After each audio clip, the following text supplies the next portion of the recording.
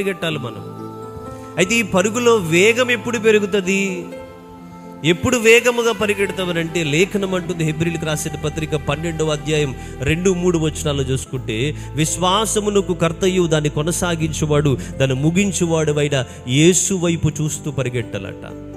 వీరిరువురు ఎవరిని చూసి పరిగెడుతున్నారు? ఆ వేగం ఎలా వచ్చింది వీరికి? ఆ వేగం ఎక్కడి నుంచి వచ్చింది అంటే ఆయన వైపు నుంచి వచ్చింది. ఆయన వైపు చూశారు కాబట్టి ఆ వేగముతో పరిగెడుతున్నారు వాళ్ళు.